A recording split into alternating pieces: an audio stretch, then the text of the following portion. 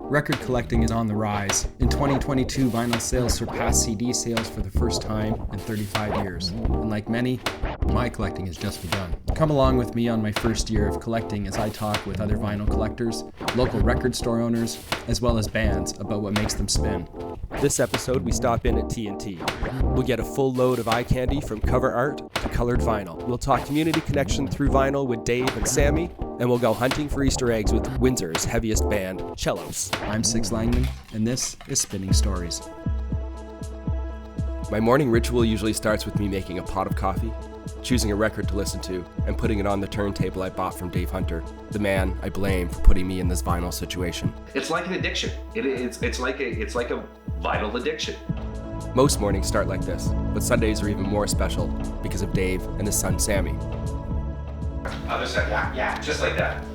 Sam's Sunday Morning Over Easy album of the day started when he was in a Jolly Jumper roughly 5 years ago. What started off as a joke of basically just setting an album beside his Jolly Jumper kind of turned into a series every Sunday of talking about an album, doing a little bio of the album, a little background of the album, and a long distance dedication to friends and family members with a little video snippet of that actual song that he picked for the song of the day. And when it started, it was cute, and fuzzy, and everybody seemed to think it was really, fun. And then it progressed into, something that just became a ritual on weekends. And people actually had sent me texts and messages through Facebook saying that they thoroughly enjoy waking up on Sunday mornings to find out what Sam's going to pick. Sometimes there's been a little help. The evolution of the pictures, like as I was going through it, brought me back to, man, I remember that day, and just looking at like his hairstyles and what he was wearing that morning. And I joke with my wife, because she's like, every time I bring home a new album where I get, a treasure trove donated or whatever, I always joke, I can do this till he's 32.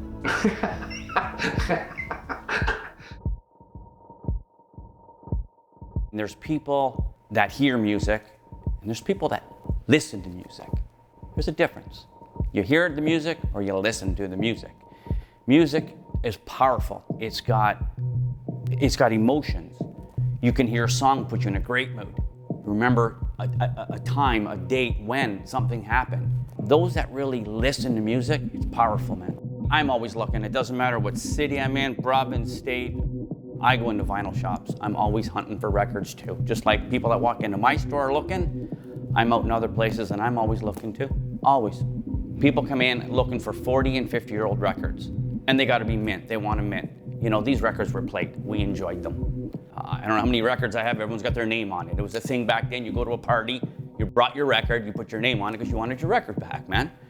With the resurgence of vinyl, now these companies are repressing them because there is such a demand for these records. And let's face it, AC/DC, 40 years old, it's all scratched. So to find a clean original copy, it's tougher nowadays. They're out there, they exist. So, the reissues are just, it's part of the resurgence. It's simple. I really wish it was that simple, but no one's reissued this album yet. So the hunt for Elephant Riders continues. And I collect other things. I was into cars, I'm into vintage bikes, signs, all stuff. And records are no different. I see something, it's cool, I like it, I'll try and buy it. Yeah. And it's a bonus if it sounds good. And it's a bonus if it sounds good, man. He had me sold on the album from Leonard Skinner, which was the last album that Skinner put out before the plane crash, before two of the band members and some crew had passed away. Sure enough, 3 days later he comes in, he just walks around the corner, grabs it off the shelf, puts it on the counter, he says, I looked it up, man, you're right, I'll take it. That was one of the most expensive albums that I bought from him. It's hard to turn down an album with a great album cover or an amazing colored piece of vinyl. 30% probably have been pulled just for our work. So, and going back all the way from, my introduction to Iron Maiden, where I was just like, what is this on the cover? It just totally piqued my interest. And then, later on, things like Soundgarden that just had like cool photography of live shows on the cover. But chances are, if you like the photography, you're probably gonna like the album. Let's hope. It follows, the logic follows for me. I do have a few albums like in my want list, buy famous photographers just because like I do want to have them. That's how I buy my wine. But records, it's the what's inside counts more than the cover. Why, like wine's only temporary. A record lasts forever. As a kid, hello, it opens, like on the inside. We both laid eyes on this and we were both like, this is one of the most interesting covers we've seen in a while. It's wonderful, patchwork, just crazy. We have no idea what the band is, no idea what to expect. And we're like, well, you know, I mean, the cover sells it. The cover sells it, so we gotta get it. So I grabbed it. She came back to my place later that day and we put it on and we were both like, I don't know what we're listening to. I don't know what this is, but it's noisy and it's sort of ambient and bizarre and wonderful, and now I just can't stop. It's a beautiful, beautiful record. It's very strange.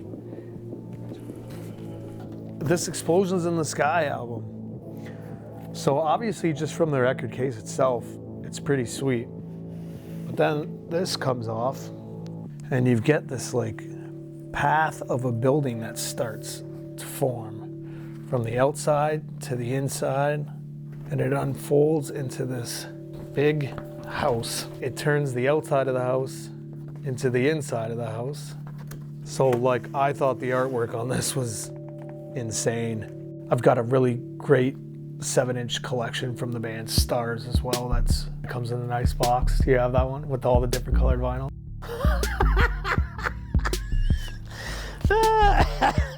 That's how colored vinyl makes me feel too.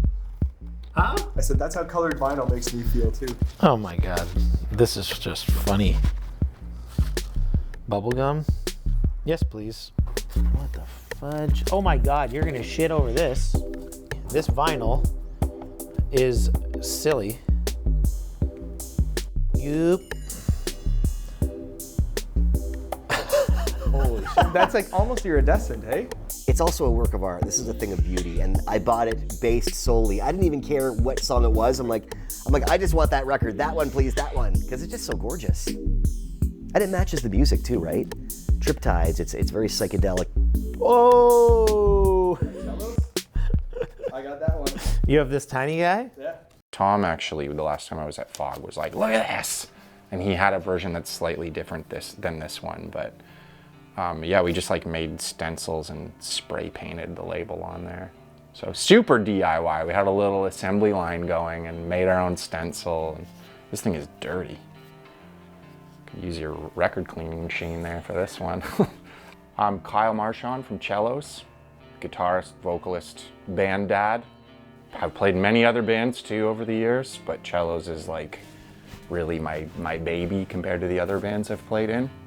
The only one that's kind of still active too. We put out vinyl in our first year of being a band, put out our second LP just about a year and a half after that.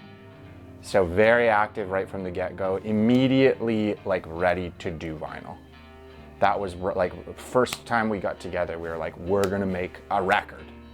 That was a very exciting time to be making vinyl. It was cheaper than it is now, faster. And I just really wanted to have the experience of like putting out my own band's records. Cellos has never put our music on a CD. It's come up a few times where we're like, well, we should do that because some people ask, but we just haven't. And it's not because we're staunchly opposed to CDs, but I guess I just don't really care about CDs. I don't have anything against them. I don't want to go through the effort to put the music out on CD if I've already gone through the effort to put it on vinyl and get it on Spotify and Apple and Tidal and all that stuff. So we have no music available on CD. It's not an option. When you make your own record and you're in charge of all the parameters of pressing an LP, you can press in the dead wax. Yeah. I put some lyrics in this Cellos LP. It says, time is pressure and living is hell, because I liked that lyric. It's like a little Easter egg. If people notice that, they're like, what is that? You know, I like little Easter eggs like that. Another little Easter egg, I should have mentioned this too, is that because we put out our first LP and our second LP in such quick succession, we were already having like ideas for multiple records. What are they going to look like? What's the theme? What's the color scheme? Like aesthetic ideas. And I already had the idea for using this pig on a motorcycle, which kind of like became a logo for us. This is our second LP. But I already had this idea at the time that we did the first LP. I just didn't have enough time to get this whole layout created. Dave Hool did this for us. But we did a little Easter egg. The cover of The Accident is on the television set on Bomb Shelter. The cover of our second LP is on the cover of our first LP, just to trip you out, man. It's an Easter egg.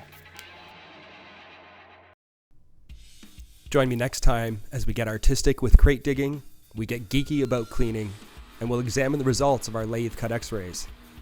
I head out to the second location of Vintage and Vinyl, and we get a few minutes with Jeff Burrows from the Tea Party to talk anniversary vinyl.